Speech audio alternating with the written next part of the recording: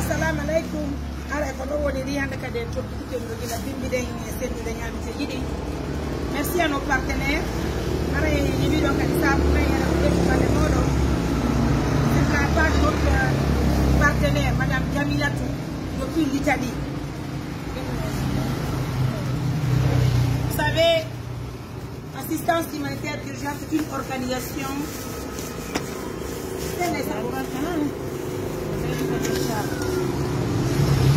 C'est toutes les personnes pendant ce mois de Ramadan.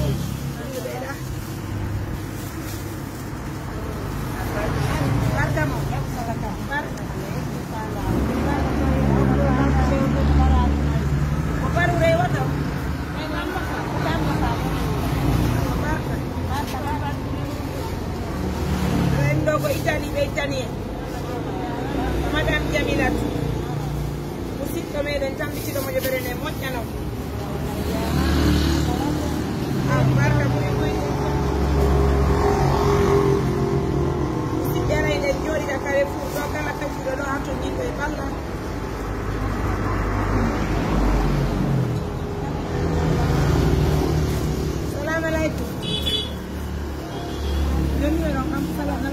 on va faire rapidement, pardon, il faut être rapide, donc on va pas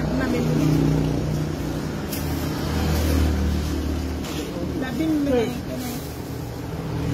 appelle sur caron.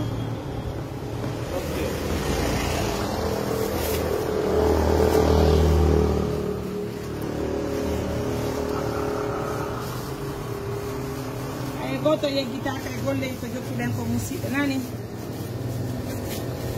Merci à Madame Marca.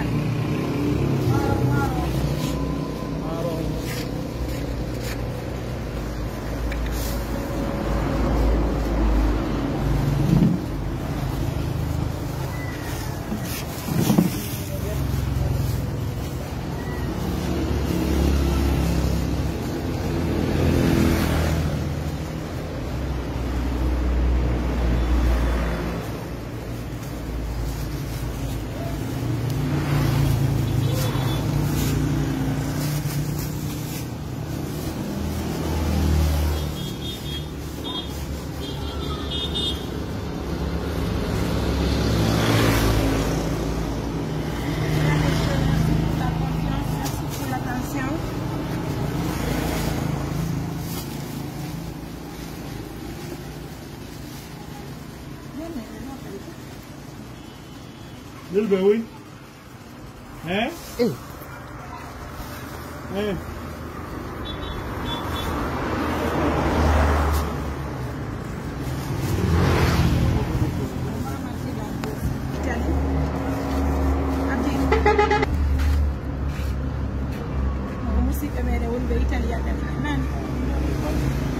Madame Jamilatou.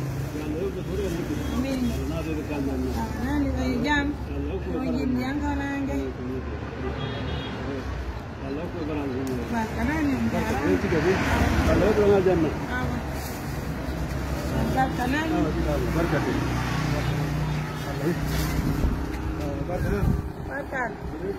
Amin.